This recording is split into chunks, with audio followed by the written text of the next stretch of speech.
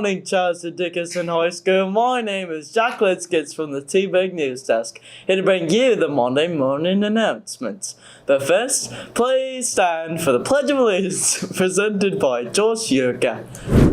I pledge allegiance to the flag of the United States of America and to the republic for which it stands, one nation, under God, indivisible, with liberty and justice for all.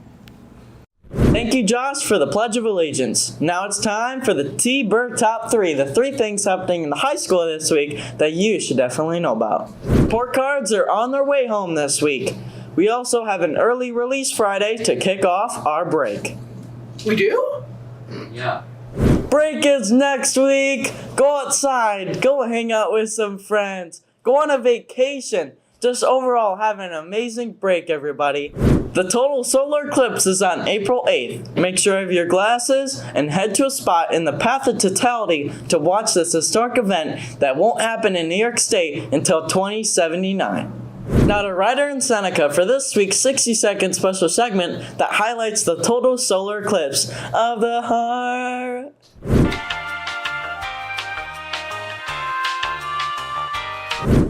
Hi, I'm Ryder Isaacs, and you might be wondering why we're getting an extra day off of break. Well, it's because of the solar eclipse that's happening on Monday. Here's Mr. Radley to explain what's happening. So in a solar eclipse, the sun is being obscured, in this case, by our moon.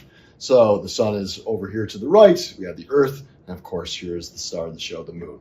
So the moon is going to be passing over a region of the Earth in its new moon phase, and we are going to cast a shadow called an umbra on the nation. When this occurs, we're going to have some locations that are going to have partial darkness, like Trumansburg, where it'll be 99% dark and not safe to look at the sun without the eclipse classes that'll be coming your way.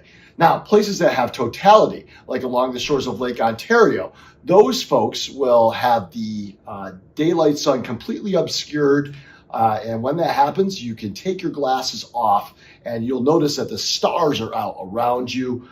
It'll have a light level that's similar to dusk, and it's going to be a very cool event for about 3 minutes along the shores of Lake Ontario.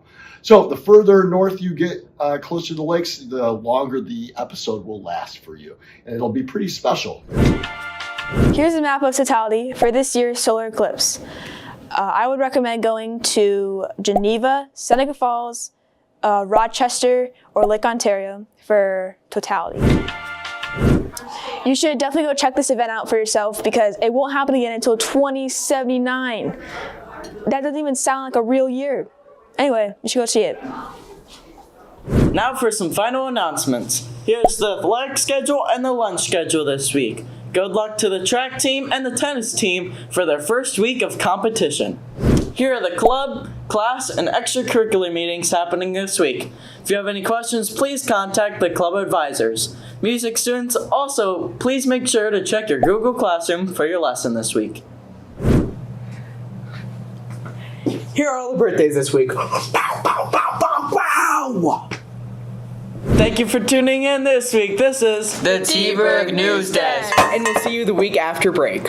Hope everyone has a total...